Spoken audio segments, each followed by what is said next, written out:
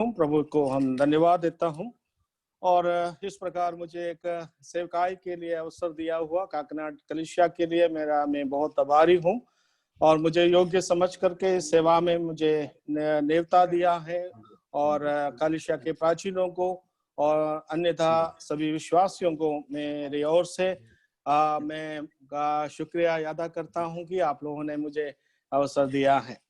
तो मैं अपने आप को मैं ये समझता हूँ कि मैं इस प्रकार का एक बाइबल क्लास आप लोगों के बीच में लेने में मैं योग्य नहीं हूँ, क्योंकि मैं ऐसा आप जानते हैं कि आसाम में प्रभु की सेवा कर रहे हैं, बहुत साधारण लोगों के साथ में, बहुत मैंने कई अनपढ़ लोगों के बीच में बहुत सतार रीति से मैं प्रभु की सेवा करने वाला हूँ। केरल जैसा कलीसिया में इस प्रकार की वचन की अध्ययन करना और सेवकाई करना बहुत मुश्किल है, क्योंकि यहाँ पर अधिकतर लोग प्रभु के वचन को हमेशा सुनते हैं और जानते हैं, और ऐसा बोलेगा तो बहुत स्कॉलर लोगों के बीच में मैं ये सेवा कर रहा हूँ, इसलिए मेरा मुझे घबराहट भी है।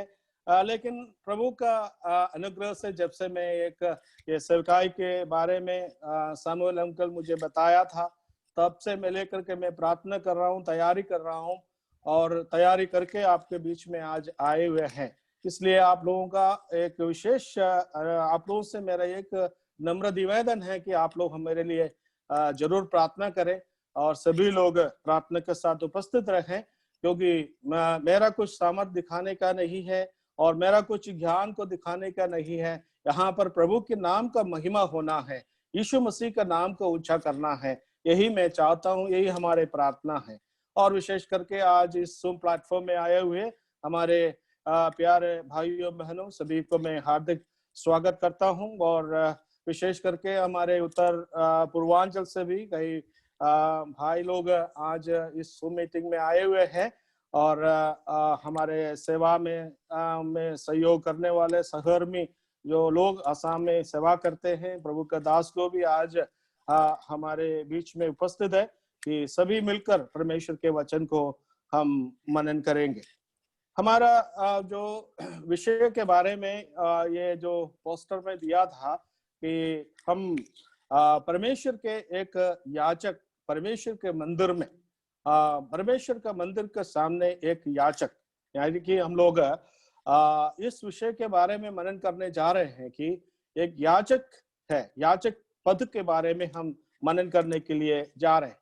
और विशेष करके हम लोग इस वचन को हम लोग अध्ययन करने के पहले मैं बताना चाहता हूँ, मुझे सुनने वाले अधिकांश लोग अक्सर लोग जो प्रभु यीशु मसीह को उद्धारकर्ता ग्रहण किया हुआ लोग हैं, प्रभु के संतान लोग हैं, और ताकि प्रभु यीशु मसीह का बहुमूल्य लहू के द्वारा खरीदे हुए लोग हैं, उद्धार पाए हुए लोग हैं, ताकि हमारे जीवन में क्या अनुभव है, बहुत सारे आत्मिक आशीषें हमारे जीवन में प्राप्त किया हुए लोग हैं। यीशु मसीह में होने के नाते हम बहुत भाग्यशाली समझते हैं। हमारा जीवन में और भौतिक तौर पे हम बहुत साधारण हो सकता है, और प्रभु यीशु मसीह में हम उद्धार पाने के द्वारा हम बहुत भाग्यशाली समझते हैं। कौन है, क्यों हम भाग्यशाली समझते हैं? हम प्रभु यीशु मसीह के संतान हैं, और उस प्रकार कई अधिक आशीषों से परमेश्वर ने हमें आशीषित किया हुआ आशीषित लोग हैं। इसलिए हम बहुत परमेश्वर के द्वारा आशीषित पाए हुए लोग। इस प्रकार कई बातें हमारे जीवन में परमेश्वर ने दिया हुआ है, और परमेश्वर ने हमारे जीवन में दिया हुआ एक विशेष आशीष के बारे में और एक सौभाग्य के बारे में इन दिनों में आप लोगों के साथ में वचन से मनन करना चाहता हूं। और രക്ഷിക്കപ്പെട്ടവരായിരിക്കുന്ന നാം അധികം പേരും രക്ഷിക്കപ്പെട്ടവരാണ്. രക്ഷിക്കപ്പെട്ടവരായിരിക്കുന്ന നമ്മുടെ ജീവിതത്തിൽ അനുഗ്രഹിക്കപ്പെട്ട അനേക അനുഗ്രഹങ്ങൾ പ്രാപിച്ചവരാണ്. ദൈവമക്കൾ എന്നുള്ള വലിയ പദവി നമുക്കുണ്ട്. അങ്ങനെ പലവിധമായ പദവിയോടുകൂടിയാണ് നാം നമ്മുടെ ക്രിസ്ത്യ ജീവിതം നയിക്കുന്നത്. ആ നിലയിൽ നമുക്ക് ലഭിച്ച ഒരു പദവിയെ കുറിച്ചാണ് നാം ഈ ദിവസങ്ങളിൽ ചിന്തിക്കുവാനായിട്ട് ആഗ്രഹിക്കുന്നത്. അതിനായിട്ട് നമുക്ക് ആധാരമായിട്ട് और वेदभाव वाक्य इस जो पद हमारे जीवन में परमेश्वर ने दिया, उस पद के बारे में हम मनन करने के लिए उसके लिए हम एक पद को सबसे पहले पढ़ेंगे। और प्रेरितों पहला पत्रस 2 अध्याय उसके 9 आयत पढ़ेंगे। पहला पत्रस 2 अध्याय उसकी 9 आयत. പത്രോസിന്റെ 1-ാം ലേഖനം 2-ാം അധ്യായം അതിന്റെ 9-ാമത്തെ വാക്യം വായിക്കാം. पर तुम एक चुना हुआ वंश और राजपदधारी, याजकों का समाज और पवित्र लोग और परमेश्वर की निज प्रजा हो, इसलिए कि जिसने तुम्हें अंधकार में से अपनी अद्भुत ज्योति में बुलाया है, उसके गुण प्रकट करो। यहाँ पर हम लोग एक विशेष बातों को देख सकते हैं। क्या है यहाँ बताया हुआ है, और मसीह में हमें क्या पद मिला है, क्या पदधारी है, इस बात को यहाँ पर लिखा हुआ है। और പ്രഭു കർത്താവായ യേശു ക്രിസ്തുവിൽ നമുക്കുള്ള ഒരു സ്ഥാനത്തെ കുറിച്ച്, ഒരു പദവിയെ കുറിച്ച് ഇവിടെ പറഞ്ഞിരിക്കുന്നു. അതെന്താണ്? वो क्या है, वो पद क्या है?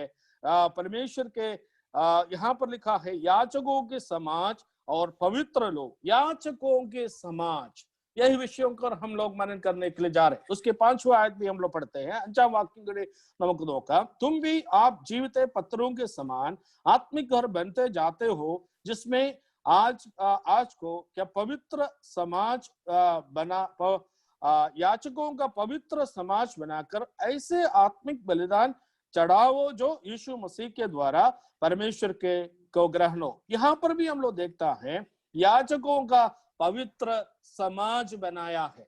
ये हम विश्वासियों के बारे में बता रहे हैं। पर पौलुस ने ये पत्री जो विश्वासी लोगों को लिखा है, और विभिन्न प्रकार की विषम परिस्थिति से गुजरने वाले एक अनेक विश्वासी लोग हैं, उन विश्वासियों को सांत्वना देने के लिए, उसका जीवन में एक आश्वासन देने के लिए प्रेरित पौलुस ने इस पत्री को लिखा है, ताकि इस पत्री में लिखने के द्वारा प्रेरित पौलुस पत्रस ने बताना चाहते हैं कि हम प्रभु में आप लोग कम नहीं हो। दुनिया की ओर से तुम्हें बहुत सारे विषम परिस्थिति गुजरते हैं, बहुत सतावट तुम्हारे जीवन में आए हैं, बहुत कष्ट तुम्हारे जीवन में आए हैं, लेकिन क्या है, निश्चिंत रहना है, क्योंकि परमेश्वर ने तुम्हें ऐसे एक स्थान कर उनके ओर ऊंचा किया हुआ है। वो क्या है? परमेश्वर की याचक का पदधारी बनाया हुआ है। आज इस दिनों में हम इस अध्ययन करने के द्वारा प्रभु यीशु मसीह में हमें एक पद मिला है। वो पद क्या है? हम परमेश्वर का याजक है। ദൈവമക്കളായിരിക്കുന്ന നമുക്ക് ലഭിച്ചിരിക്കുന്ന ആ വലിയ പദവി എന്ന് പറയുന്നത് യാജക അല്ലെങ്കിൽ പുരോഹിതന്മാർ എന്നുള്ള വലിയ പദവിയാണ് ലഭിക്കുന്നത്. പത്രോസിന് ലേഖനം എഴുതുമ്പോൾ, അവിടെ പത്രോസ് ലേഖനം എഴുതുമ്പോൾ വിശ്വാസികൾ പല കഷ്ടത്തിൽ കൂടി കടന്നു പോകുന്നവരായിരുന്നു.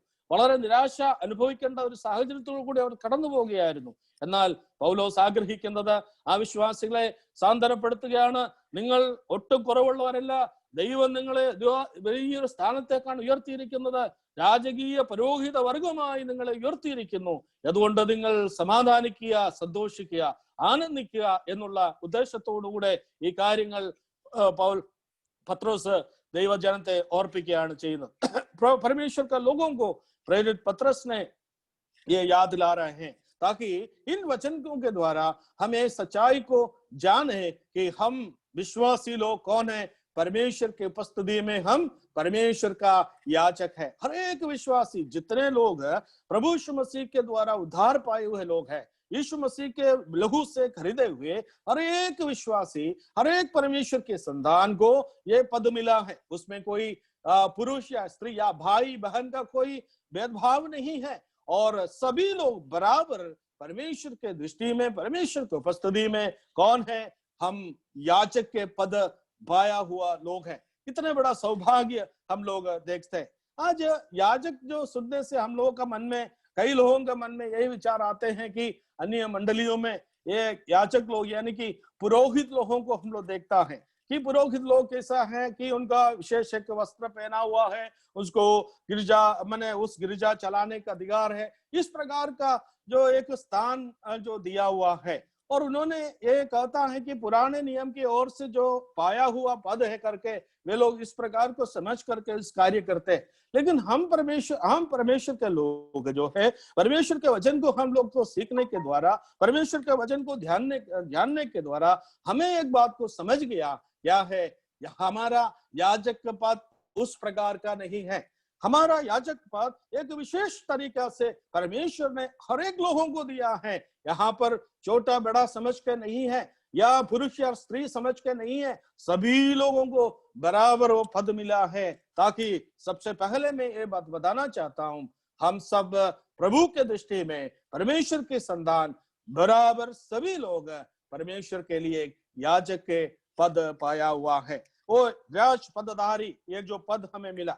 एक और पद हम इसके संबंध में पढ़ना चाहता हूँ, और प्रकाशित वाक्य रेवलेशन चैप्टर 1 वर्स 6, वहां पर भी हम लोग इस बात को पढ़ते हैं।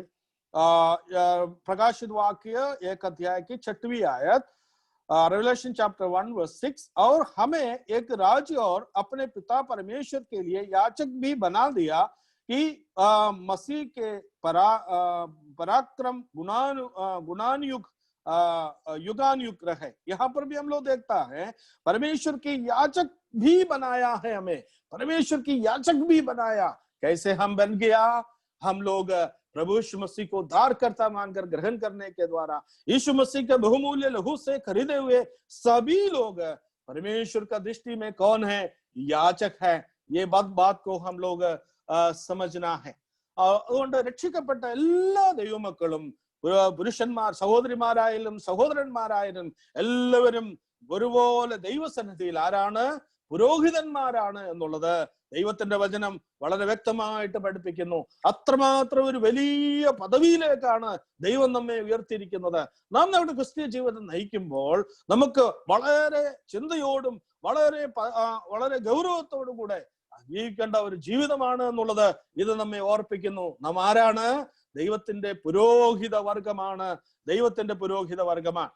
और ये पुरोहित यानी कि याजक का जो महत्व क्या है, याजकों का महत्व क्या है? What are the significance of us a priest? एक पुरोहित होकर, एक याजक होकर उसका महत्व क्या है? He is supposed to act as a mediator, एक मध्यस्थ होकर के वही काम करना है। एक याजक का मतलब क्या है? और मध्यस्थ है। किसकी मध्यस्थ है? और इस दुनिया का जो अनेक लोग प्रभु को नहीं जानते हैं, प्रभु के बारे में दुनिया के लोग नहीं जानते हैं, लेकिन प्रभु के अनुग्रह से हम परमेश्वर की संतान हो गया, और परमेश्वर के संतान होकर के परमेश्वर ने हम इस संसार में रखा हुआ है, मुझे और आपको रखा है, ताकि परमेश्वर के मीडिएटर है, परमेश्वर के मध्यस्थ हैं इस जो दुनिया का लोगों के बीच में, ताकि परमेश्वर का जो संदेश को, परमेश्वर इस संसार को क्या बताना चाहते हैं, और परमेश्वर इस संसार को हम विश्वासी होकर के क्या प्रकट करना चाहते हैं, उस प्रकार के जो कार्य को संसार के लोगों के बीच में प्रकट करने के लिए मुझे और आपको रखा हुआ है. So we should act as a mediator when you are saying as a priest. एक प्रभु का याजक बोल करके हम दावा करते हैं, तब हम ये क्या बात समझना है कि हम इस संसार में परमेश्वर के लिए एक मीडिएटर है, हम लोग के मध्यस्थ हैं, जो नाश में जाने वाले लोगों के बीच में, अविश्वासियों के बीच में, और प्रभु का, परमेश्वर का एक मध्यस्थ होकर के हम लोग रहना है, प्रभु का और एक प्रतिनिधि होकर के हम इस संसार में रहना है. हम इसलिए हमारा जो दायित्व है, जिम्मेवारी बहुत बड़ा है.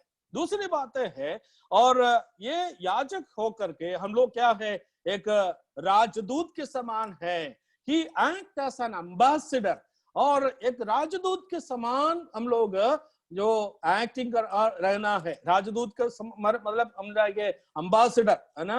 वो एक देश का एम्बेसडर का मतलब क्या होता है?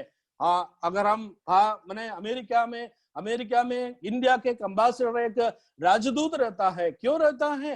क्योंकि अमेरिका में इंडिया के प्रतिनिधि होकर इंडिया के लिए बात करने के लिए, इंडिया के सब बातों को उस देश में प्रस्तुत करने के लिए क्या किया, उस प्रकार की राजदूत को रखा हुआ है, ताकि हम परमेश्वर का याजक होकर के हम यहाँ पर स्वर्ग का एम्बेसडर है, स्वर्ग का राजदूत है. നമ്മൾ പുരോഹിതന്മാർ എന്നുള്ള നിലയിൽ കർത്താവിന്റെ ദൈവത്തിന്റെ പുരോഹിതന്മാർ എന്നുള്ള പദവിയോടുകൂടെ നമുക്ക് വിശേഷമായിട്ടുള്ള ആ കാര്യം എന്ന് പറയുന്നത് നാം മധ്യസ്ഥരാണ് എന്നുള്ളതാണ്.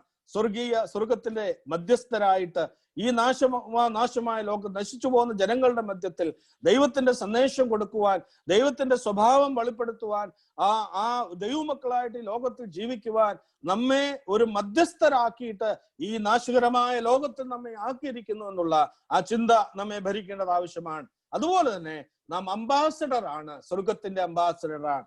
ദൈവിക കാര്യങ്ങൾ, ആത്മീയ കാര്യങ്ങൾ, സ്വർഗത്തിലെ കാര്യങ്ങൾ ഈ ലോകത്തിൽ വെളിപ്പെടുത്തുവാൻ ദൈവം നമ്മെ ആക്കിയിരിക്കുന്ന ദൈവത്തിന്റെ അംബാസിഡർമാരാണ് എന്നുള്ളത് നാം മനസ്സിലാക്കേണ്ടത് ആവശ്യമാണ്. इस प्रकार दो बातों को एक याजक के समान दो महत्वपूर्ण बातों को हम समझना है। पहले बात क्या है? हम प्रभु का जो मध्यस्थ है और स्वर्ग का एम्बेसडर है, राजदूत है, एक बात को समझना है। हम लोग जो दो आयत यहाँ पर पढ़ा, दो आयत हमने पढ़ा है।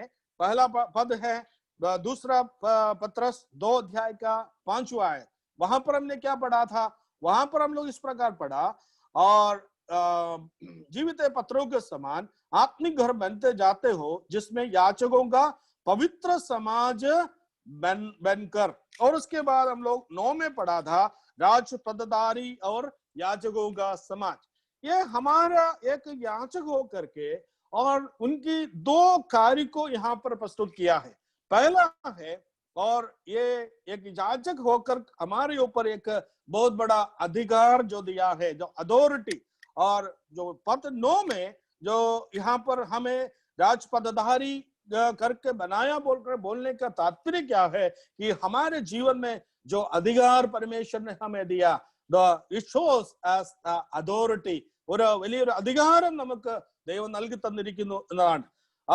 लेकिन केवल अधिकार नहीं है, उस अधिकार के साथ, वो पद के साथ हम क्या करना? हम सेवा करना है। ये बात को भी हम लोग पढ़ना है, क्योंकि 5वां आयत क्या है? एक याजक होकर के अपनी सेवा के बारे में बताया गया है। अगर एक याजक होकर समझने के द्वारा हम दो बातों को समझना है। एक पद हमें मिला, एक पदधारी है, याजक के पद हमें मिला, और एक बहुत बड़ा सौभाग्य की बातें हैं, वो पद हम मिलकर के क्या करते हैं? उस पद में पद पर हम लोग गमन होकर के रहने का नहीं है। उस पद पाने के द्वारा हमारे ऊपर कुछ जिम्मेवारियां हैं और कुछ सेवकाई यहाँ है। ये बात को बारे में हम लोग 5वां आयत में पढ़ते हैं। और पहला जो 2 का 9 1 പത്രോസ് 2-ാം അധ്യായം 9-ാം വാക്യം നമ്മെ ദൈവത്തിന്റെ പുരോഹിതന്മാരുടെ നിലയിൽ ഒരു പദവി ദൈവം നമുക്ക് നൽകി തന്നിരിക്കുന്നു. ആ പദവിയിൽ മാത്രം നാം ഒതുങ്ങിയിരിക്കുവാൻ ആഗ്രഹിക്കുന്നില്ല, ആ പദവിയിൽ കൂടി നാം കർത്താവിനെ സേവിക്കുവാൻ ദൈവം നമ്മെ കുറിച്ച് ആഗ്രഹിക്കുന്നു. ദൈവത്തിന് സർവീസ് അവർ സേവിക്കുവാൻ ആഗ്രഹിക്കുന്നു. ആ സേവിക്കണം എന്നുള്ള ആ അർത്ഥം വരുന്ന രീതിയിൽ 5-ാം വാക്യം നമ്മെ പഠിപ്പിക്കുകയാണ് ചെയ്യുന്നത്. അപ്പോൾ നമുക്ക് ലഭിച്ച അധികാരം, അതുപോലെ തന്നെ നാം ആ ശുശ്രൂഷകളും ചെയ്യുവാൻ ഒരു യാചകൻ എന്നുള്ള നിലയിൽ, ഒരു പുരോഹിതൻ എന്നുള്ള നിലയിൽ നമുക്ക് ചില ശുശ്രൂഷകൾ ഉണ്ട് എന്നുള്ളത് കൂടെ നമുക്ക് മനസ്സിലാക്കുവാനായിട്ട് കഴിയും.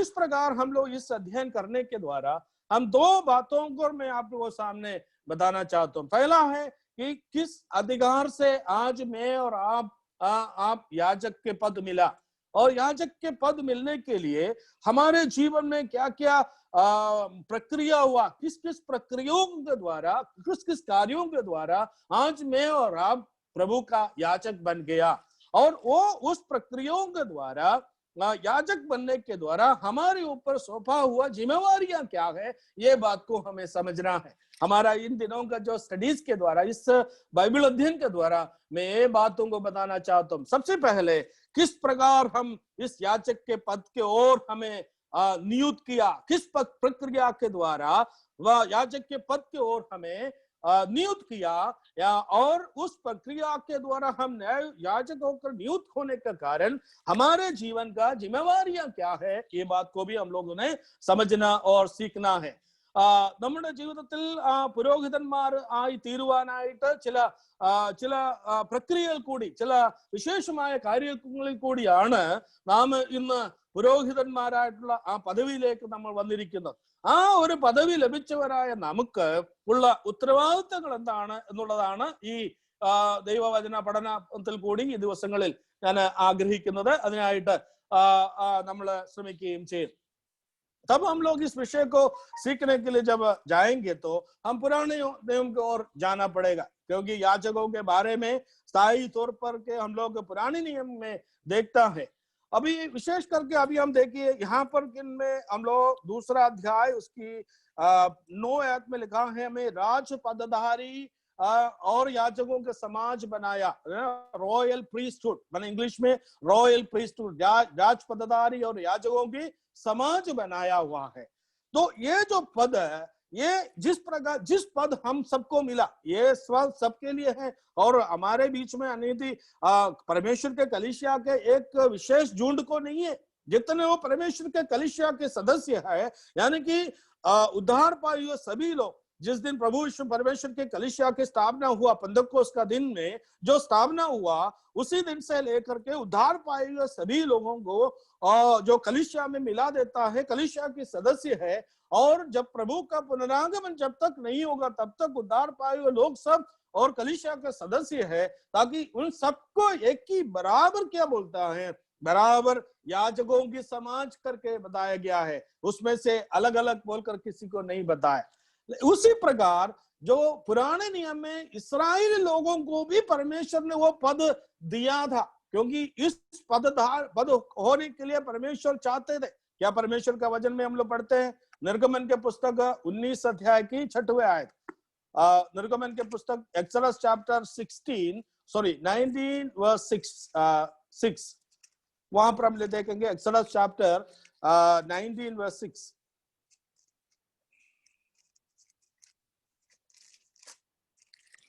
यहां पर हमने पढ़ते हैं, और तुम मेरी दृष्टि में याजकों का राज्य और पवित्र जाति ठहरेंगे, जो बातें तुम्हें इस्राएलियों से कहने की वे ही है।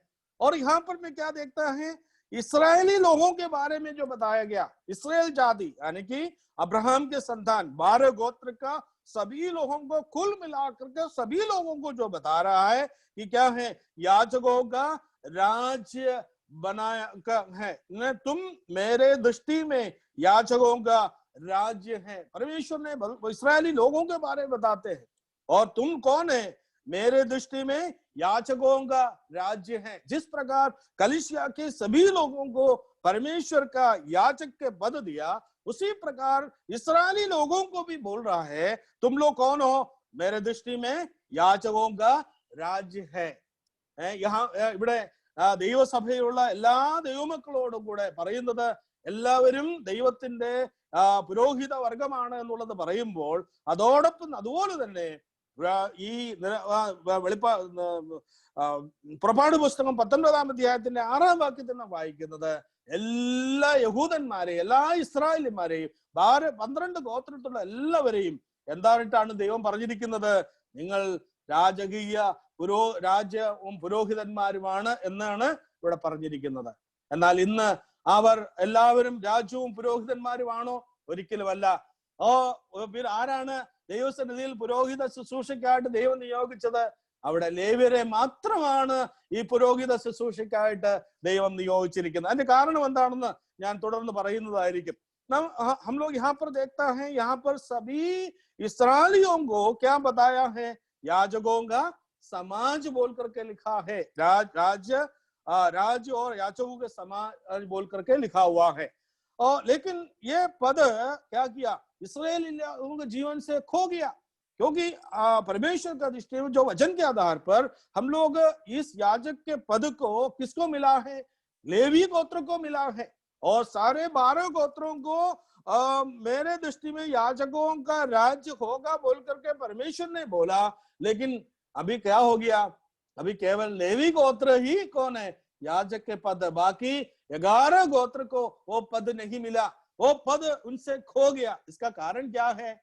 उसका कारण यही है। हम लोग निर्गमन 32 अध्याय में जब आएंगे, उस समय में हम लोग मालूम होगा क्यों लेवी गोत्र को ये पद मिला।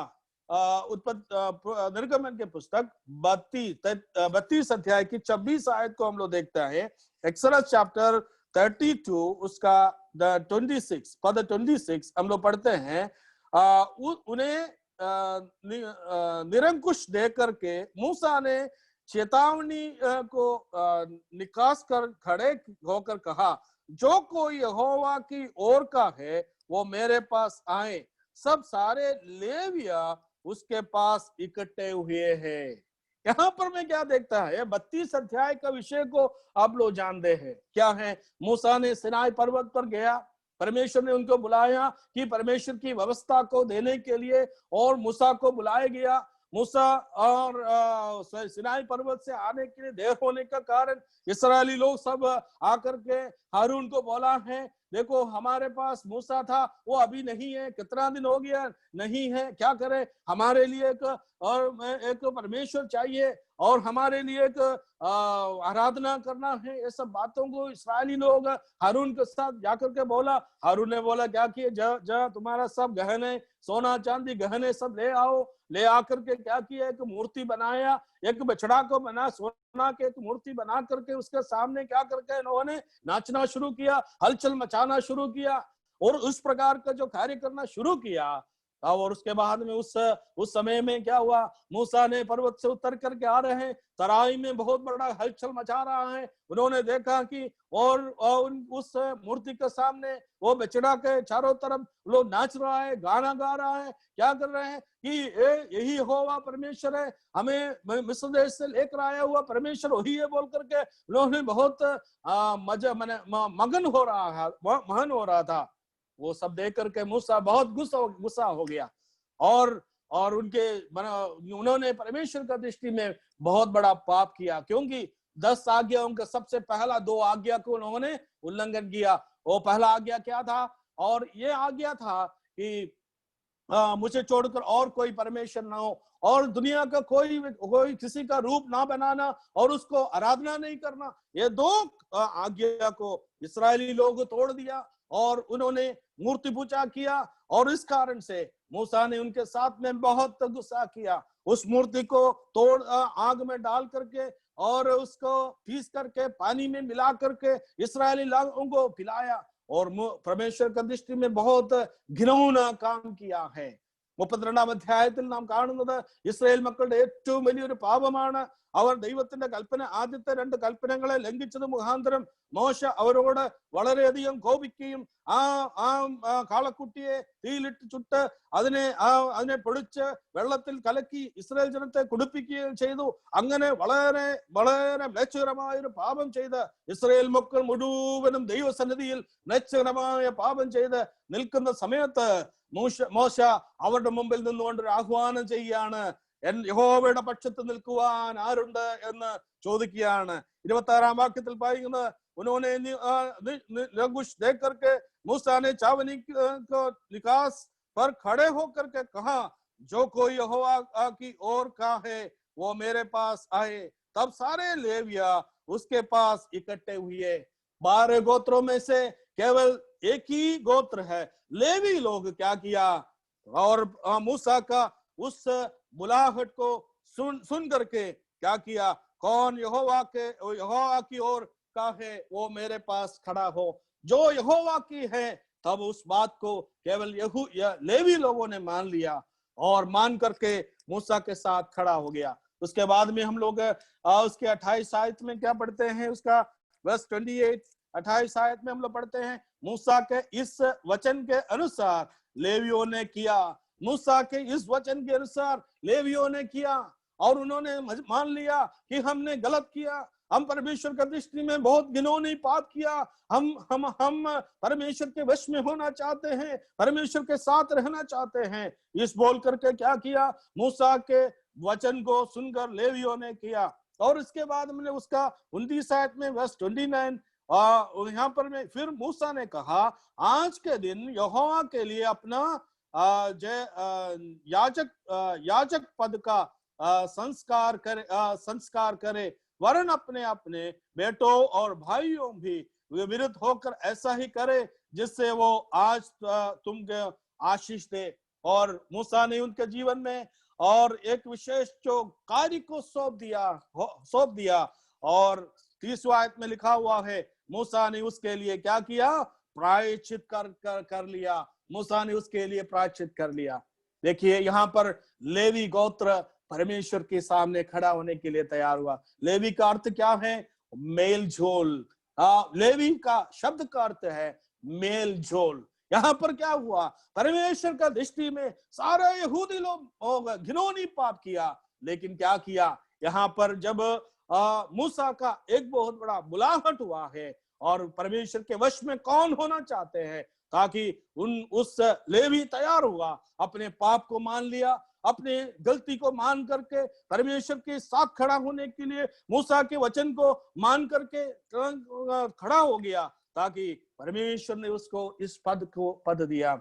हाँ प्यारो, हम लोग ये बात को समझते हैं, सारे यहूदियों को ये राज्य और परमेश्वर का राज्य और याजक के पद देने के लिए परमेश्वर की इच्छा था, लेकिन क्या किया, ये पद से ये लोग वंचित हो गया। ഈ നിലയിൽ രാജകീയ പുരോഹിത വർഗമായിട്ട് ഇസ്രായേൽ ജനത്തെ മുഴുവനായിട്ട് ദൈവം ആ സ്ഥാനത്തേക്ക് ആ നിലയിൽ കണ്ടിരുന്നു. അങ്ങനെ ആക്കുവാൻ വേണ്ടി ആ വലിയ പദവിയോടും ആ വലിയ അധികാരത്തോടും ആ വലിയ ശുശ്രൂഷയോടും ഇസ്രായേൽ ജനം മുഴുവനായിട്ട് നിലനിൽക്കുവാൻ ദൈവം ആഗ്രഹിച്ചു. എന്നാൽ ദൈവസന്നിധിയിൽ അവർ പാപം ചെയ്തപ്പോൾ, ദൈവത്തോട് എതിർത്ത് നിന്നപ്പോൾ, ദൈവത്തോട് മറുതലിച്ചു നിന്നപ്പോൾ, ദൈവത്തിന്റെ കൽപ്പനകളെ പൂർണ്ണമായി അവർ നിരാകരിച്ച് ദൈവത്തിന്റെ മുമ്പാകിൽ ഏറ്റവും ലജ്ജകരമായ ജീവിതം നയിച്ചപ്പോൾ മോശ അവരോട് പറഞ്ഞ എന്താണ്? യഹോവയുടെ പക്ഷത്ത് നിൽക്കുവാൻ ആരുണ്ട്? യഹോവയുടെ പക്ഷത്ത് നിൽക്കുവാൻ ആരുണ്ട് എന്ന് ചോദിച്ചപ്പോൾ ലേവി ഗോത്രം മുഴുവനായിട്ട് യഹോവയുടെ പക്ഷത്തേക്ക് വരുവാനായിട്ട് ഇടയായി തീർന്നു. അവർ ദൈവത്തിന്റെ കൽപ്പനയെ പൂർണ്ണമായി അനുസരിച്ചു. മോശ അവരോട് പറഞ്ഞ വാക്കുകളെ അവൻ അനുസരിച്ചു. അതുപോലെ തന്നെ എന്താണ് നാം വായിക്കുന്നത്? 29-ാം വാക്യത്തിൽ വായിച്ചത്, യഹോവയ്ക്ക് നിങ്ങളെ തന്നെ ഏൽപ്പിച്ചു കൊടുപ്പീൻ എന്ന് പറഞ്ഞു. അവരെ തന്നെ യഹോവയുടെ കരങ്ങൾ പൂർണ്ണമായി ഏൽപ്പിച്ചു കൊടുക്കുവാനിടയായി. അതിനുശേഷം നാം കാണുന്നത്, മോശ അവർക്ക് വേണ്ടി പ്രായശ്ചിത്തം കഴിച്ചു. അവർ ചെയ്ത തെറ്റിനു വേണ്ടി ദൈവസന്നിധിയിൽ പ്രായശ്ചിത്തം കഴിക്കുവാനായിട്ട് ഇടയായി തീർന്നു. അങ്ങനെ ദൈവം ആ വലിയ ശുശ്രൂഷ ലേവി ഗോത്രത്തെ ഏൽപ്പിക്കുവാനിടയായി. ലേവി എന്ന് പറയുന്ന വാക്കിന്റെ അർത്ഥം എന്ന് പറയുന്നത് എന്താണ്? അവിടെ നാം വായിക്കുന്നത്, അവിടെ കാണുന്നത് നിരപ്പ് എന്നുള്ളതാണ്. ലേവി എന്ന വാക്കിന്റെ അർത്ഥം നിരപ്പ് എന്നുള്ളതാണ്. ആ ദൈവമായിട്ട് അവർക്ക് നിരക്കുവാനായിട്ട് ഇടയായി തീർന്നു.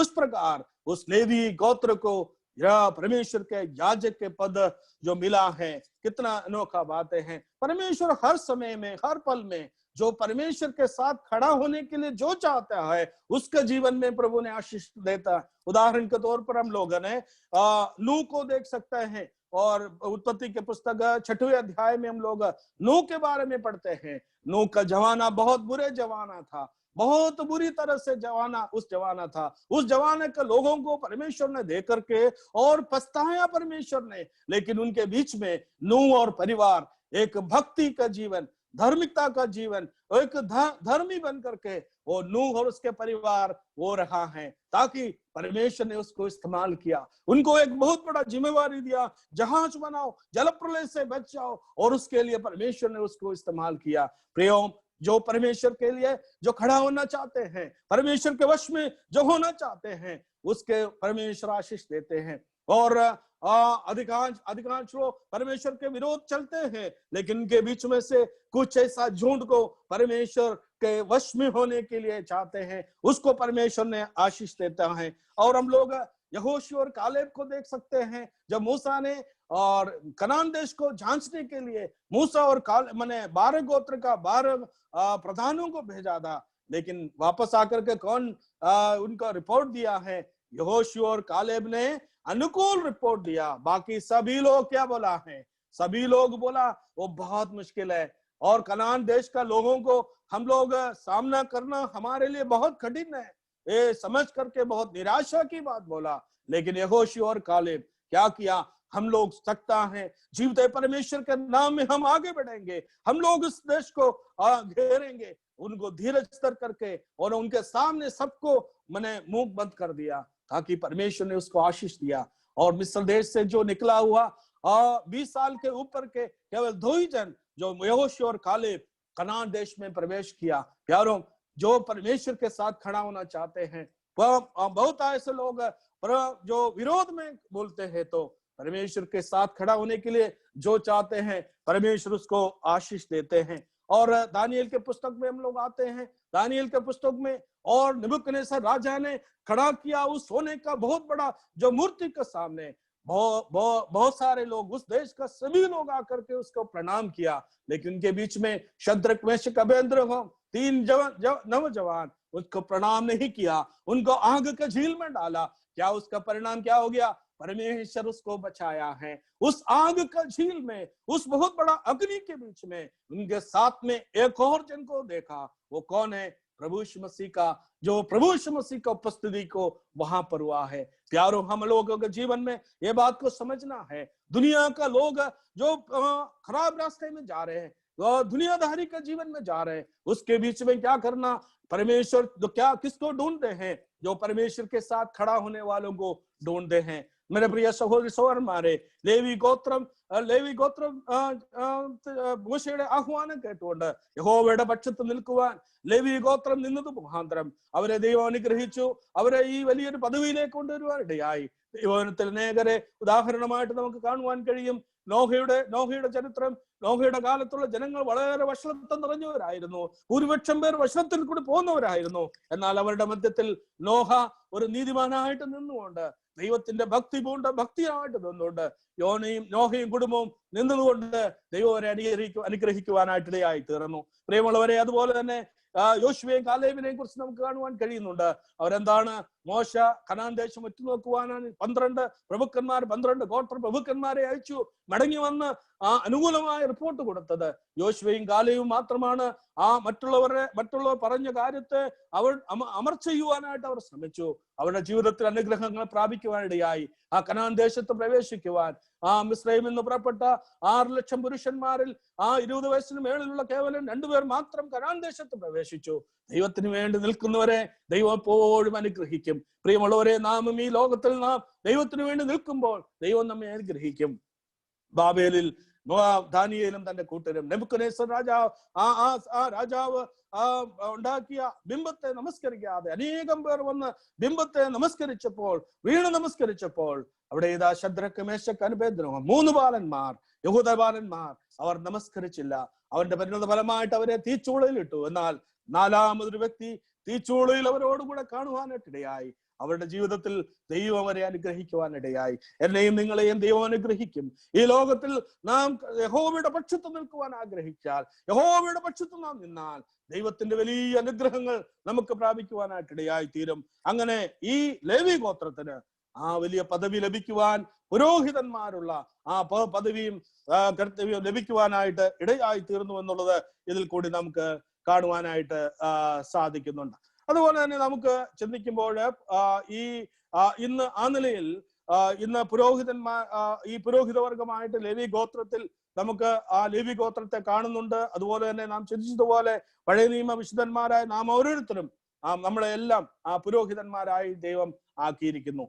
हम लोग पुराने नियम में वो लेवी गोत्र को उस पद मिला है, और हम आज हम विश्वासियों को, कलीसिया के सभी सदस्यों को, हम विश्वासियों को सबको क्या मिला है? आज उस पद मिला है। उस पद मिलने के द्वारा हमारे जीवन में क्या आशीष है? हम लोग इब्रानियों का पत्री 4:16 में क्या पढ़ते हैं?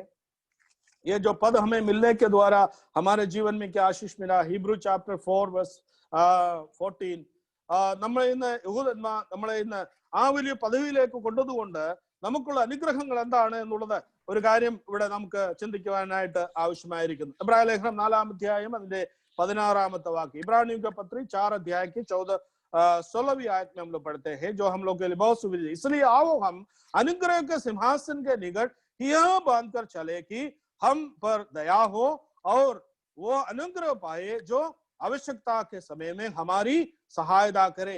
यहाँ पर हमने क्या देखते हैं कि याजक होकर के हम क्या कर सकते हैं कि अनुग्रह के सिंहासन के निकट यह बांधकर चले कि हम पर दया हो। अनुग्रह का सिंहासन के मतलब क्या होता है?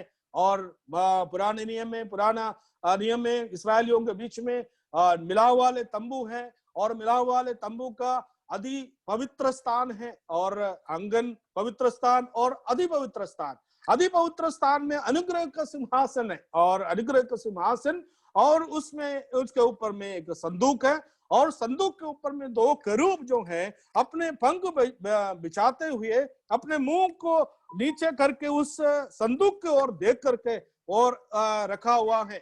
वो हम लोग देखते हैं कि परमेश्वर का जो संदूक के बारे में हम लोग पढ़ते, और इसमें हम लोग क्या हम देख सकते हैं, और 10 इब्रानियों के पत्र 10 अध्याय में हम लोग पढ़ते हैं, इब्रानियों के पत्र 10 अध्याय उसका 19 आयत से हिब्रू चैप्टर 10 वर्स 19 ऑनवर्ड्स, वहां पर भी हम लोगों ने पढ़ते हैं। इसलिए है भाइयों, जब हमें यीशु के लहू के द्वारा इस नए और जीवित मार्ग से पवित्र स्थान में प्रवेश करने का हियाब हो गया, यहाँ पर भी हम लोग देखता है पवित्र स्थान में प्रवेश करने का हियाब हो गया, जो पर्दे अर्थात अपने शरीर में से होकर हमारे लिए अभिषेक किया है, और इसलिए कि हमारा ऐसा महायाजक है जो परमेश्वर के घर का अधिकारी है। और यहाँ पर भी हम लोग देख सकते हैं परमेश्वर के पवित्र स्थान में, अति पवित्र स्थान में हमें प्रवेश कराया है। आज हम परमेश्वर के याचक होने के कारण हम अति पवित्र स्थान में प्रवेश कराया। लेकिन पुराने नियम के समय में ये मिलाव वाले तंबू में जो अति पवित्र स्थान है, नहीं परमेश्वर के मंदिर में अति पवित्र स्थान है, उस अति पवित्र स्थान में किसको प्रवेश होता था? महायाजक को प्रवेश होता था, वो भी साल में एक बार, और इसके अलावा कोई किसी को प्रवेश नहीं होता था। लेकिन अभी वो हम नया नियम का हम याजकों को ये क्या पद दिया परमेश्वर ने, और हम जिस प्रकार साल में एक बार वो महापुरोहित जहाँ महापवित्र स्थान में प्रवेश करता था, उस स्थान में आज मैं और आप जा सकते हैं। इब्रानियों के पत्री में ये बताते हैं। एक बहुत बड़ा आश्चर्य की बात है, क्योंकि हम लोग अति पवित्र स्थान को देखिए, और अति पवित्र स्थान में अनुग्रह का सिंहासन है। उस अनुग्रह के सिंहासन के ऊपर में हम लोग एक संदूक को देख सकते हैं। संदूक के अंदर में 3 चीजें रखा हुआ है। एक क्या क्या है? एक है मन्ना का बर्तन, दूसरा है और हारून का छड़ी, और तीसरा है और 10 आज्ञा का 2 पटिया। और ये 3 चीजों को उस रख करके, उस संदूक के अंदर में रख करके, बंद करके, उसके ऊपर में सोने से कवर करके, उसके ऊपर में 2 करूब को ऐसा रखा हुआ है, उसके पंख फैला हुआ है, वो मुंह नीचे करके रखा हुआ है। इसका कारण क्या है? ये 3 चीज इस संदूक के अंदर में आने का क्या कारण है? और ये 3 यहूदी लोगों का जीवन का 3 प्रकार के पाप का चित्र है। क्या क्या पाप उनके जीवन में हुआ था? क्या है? मन्ना से क्या पाप हुआ था? उन्होंने परमेश्वर की दृष्टि में बुड़बुड़ाया। द मर्मरिंग जो बुड़बुड़ाया उन्होंने, क्योंकि उन्होंने बोला मरुभूमि में उनको खाना नहीं मिलता था, पानी का अभाव हुआ था। तब उन्होंने बोला है कि हम लोग मिस्र देश में कितना हमें खाना मिलता था, हम लोग को बहुत कुछ मिलता था, यहाँ पर क्या है, हम लोग मरने जा रहे हैं। तब क्या किया परमेश्वर ने? मूसा के द्वारा उनको मन्ना बरसा करके दिया है, और उनके जीवन में एक बुड़बुड़ाने का जो पाप हुआ। और दूसरी बात है हारून का छड़ी। हारून का छड़ी से क्या पाप दर्शाते हैं? क्योंकि और नेतृत्व के साथ रिबल हुआ है, नेतृत्व को उन्होंने मान लिया, उसके विरोध में बोलने लगा। मूसा और हारून के विरोध में बोला है, ताकि परमेश्वर ने उनके सामने, मूसा और हारून परमेश्वर का चुनाव हुआ, उनके नेतृत्व के लिए परमेश्वर ने चुना हुआ व्यक्ति है करके प्रमाणित करने के लिए 12 गोत्र को बोला। 12 गोत्र से एक एक झड़ी को लेकर आना है, और उसमें गोत्र का नाम लिखना है। यहूदा गोत्र का झड़ी में हारून का नाम लिखना है, और परमेश्वर के सामने रखा। क्या हुआ? हारून का झड़ी जो फूल गया, उसमें फल निकला है, बादाम लग गया करके बताते हैं, ताकि उनके सामने परमेश्वर ने एक प्रमाणित किया, परमेश्वर का चुनाव हुआ नेतृत्व है हारून करके उनके सामने प्रस्तुत करने के लिए परमेश्वर ने क्या किया? क्योंकि परमेश्वर ने चुनाव हुआ, परमेश्वर का चुनाव हुआ नेतृत्व के विरोध में लोगों ने बलवा किया है, उसके बलवा किया, रिबेलियस माइंड, और उसका वो उस प्रकार का पाप उनके जीवन में हुआ। तीसरा है जो 10 आज्ञा का 2 पटिया, और वो क्या किया? वो हम लोगों ने 32 अध्याय में जो देखा, मूर्ति पूजा के कारण।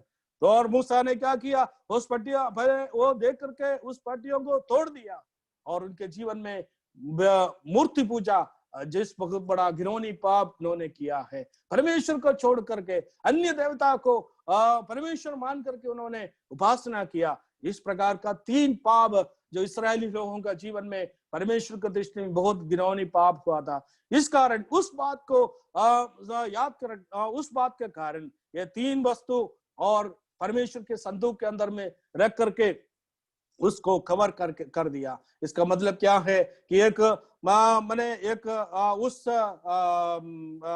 लकड़ी के द्वारा उस एक बॉक्स बनाकर उसके अंदर में रखा, क्योंकि यहाँ पर मैं क्या देखते हैं, प्रभु यीशु मसीह में हमारे सारे पाप को क्षमा किया। इस्राएल जाति का पाप को इस संदूक के अंदर में बंद करके उसको क्या किया, सोना परमेश्वर का महिमा का चित्र है, उस महिमा के द्वारा उसको ढाप दिया है। ये बात को हम लोग देख सकते हैं। ദൈവത്തിന്റെ ഈ വലിയ ദൈവത്തിന്റെ കൃപാസനത്തിലേക്ക് വരുവാൻ ഇന്ന് നമുക്ക് ദൈവം വലിയൊരു പദവിയാണ് തന്നിരിക്കുന്നത്.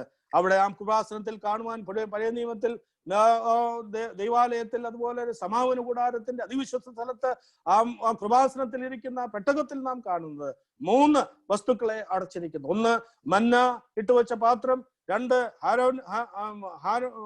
ഹാരോന്റെ തളുത്തവടി, 3 നിയമത്തിന്റെ 2 കൽപ്പലകൾ. ഇത് ഇസ്രായേൽ ജനത്തിന്റെ 3 പാപത്തെയാണ് കാണിക്കുന്നത്. 1 പെറുപെറുപ്പ്, 2 നേതൃത്വത്തോടുള്ള വിരോധം കാണിച്ചത്, നേതൃത്വത്തോടുള്ള മത്സരം, 3 അവരുടെ വിഗ്രഹാരാധന, ദൈവത്തെ ത്യജിച്ചുള്ള അവരുടെ അന്യ ദൈവത്തെയുള്ള ആരാധന. ഈ 3 പാപങ്ങൾ ഇസ്രായേൽ ജനത്തിന്റെ ജീവിതത്തിൽ ഉണ്ടാകുകയും ആ പാപത്തെ ആ പെട്ടകത്തിനുള്ളിൽ വെച്ച് മറയ്ക്കുവാനായിട്ടിടയായി തീർന്നു.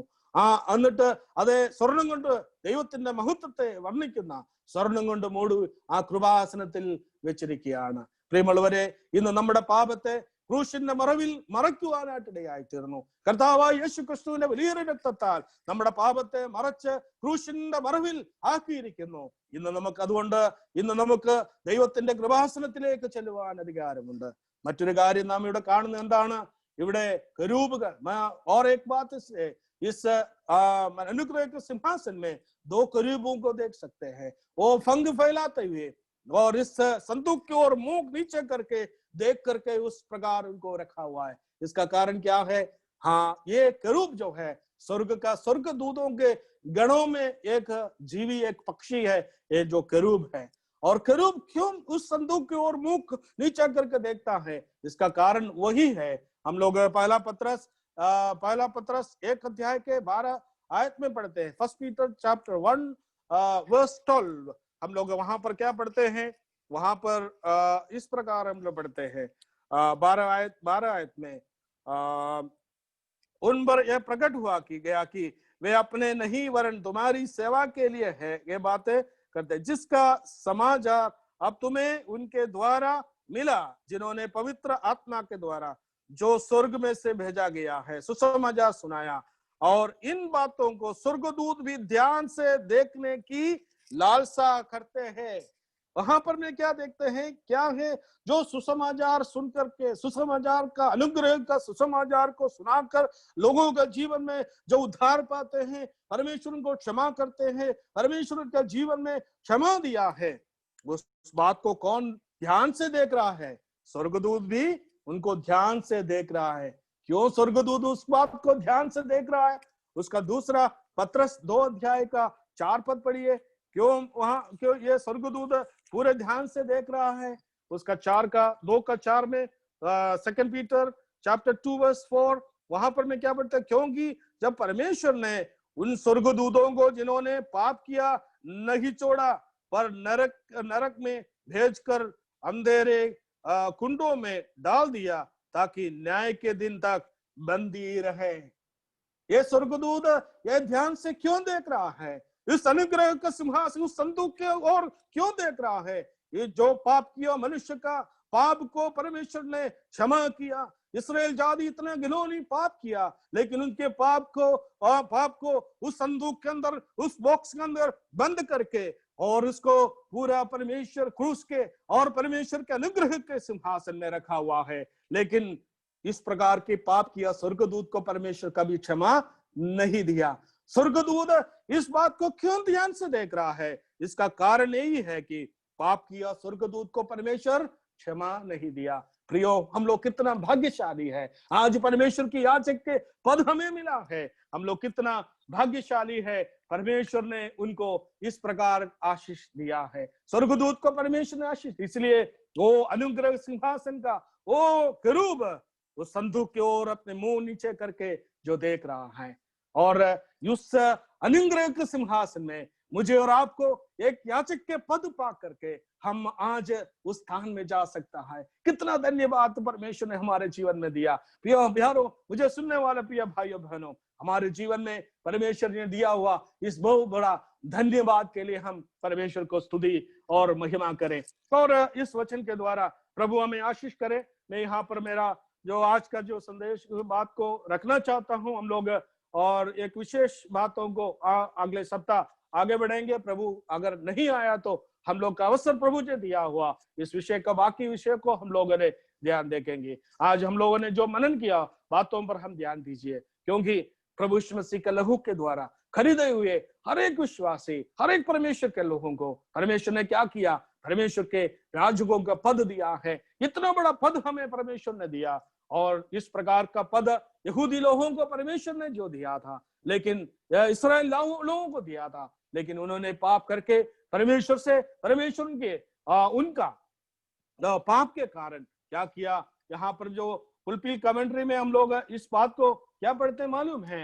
मलयालम में मैं इस पर बताना चाहता हूँ, അവരുടെ അവിശ്വസ്തതയും അനുസരണക്കേടും കാരണം അവരുടെ ഈ സൗഭാഗ്യം കണ്ടുകെട്ടി എന്നാണ് പറയുന്നത്। उनका मैंने अनाज्ञाकारिता का कारण, जो पुलपिल कमेंट्री में इस प्रकार पढ़ते हैं, इसराइल जातियों का अनाज्ञाकारिता के कारण क्या किया, उन्होंने जब्द किया है। जब्द ചെയ്തു, നമ്മൾ इंग्लिश പറയുന്ന മലയാളത്തിൽ जब्दी ചെയ്തു എന്നാണ് പറയുന്നത്। जब्द किया ऐसा बोल करके जो हम लोग पढ़ते हैं, क्योंकि उनका जीवन में कितना बड़ा सौभाग्य था। लेकिन परमेश्वर का और मूसा का वो बुलाहट को सुन करके लेवी गोत्र क्या किया, परमेश्वर के യഹോവ के पक्ष में होने के लिए ദൈവത്തിന്റെ പക്ഷത്ത് നിൽക്കുവാൻ ആരുണ്ടെന്ന് ചോദിച്ചപ്പോൾ ലേവി ഗോത്രം നിന്നു അവർക്ക് ആ പദവി ദൈവം കൊടുത്തു।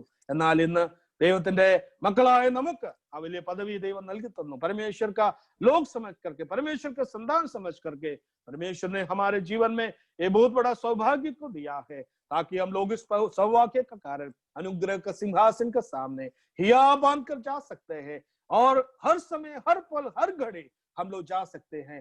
पुराने नियम में वो स्थान केवल महायाजकों के लिए, महायाजक के लिए और साल में एक बार जो जाने के लिए अनुमति था, लेकिन आज क्या है, हर समय, हर पल, हर घड़ी हम जा सकते हैं, क्योंकि हमारे सारे पाप को प्रभु ने क्षमा किया। और इस्राएल लोगों का जो पाप को स्मरण देने वाले और 3 चीजों को और संदूक के अंदर में जिस प्रकार बंद करके रखकर और परमेश्वर के महिमा के साथ उसको मैंने ढांप दिया, उसी प्रकार हमारे सारे पापों को प्रभु ने ढांप दिया। वो बात को स्वर्गदूत भी ध्यान से देख रहा है कि जो पाप किया स्वर्गदूत को क्षमा नहीं मिला, लेकिन मुझे और आपको परमेश्वर ने क्षमा दिया। इतना बड़ा सौभाग्य की ओर हमें रखा है। हम लोग आने वाले दिनों में हम बहुत बड़ा भाग्यशाली समझ करके, परमेश्वर का राजपदधारी समझ करके हम इस संसार में प्रभु के महिमा के लिए हमें जीना है। प्रभु हमें सहायता करे, इस वचन के द्वारा प्रभु हमें आशीष करे। प्रभु खुदा नाम की महिमा और स्तुति हो।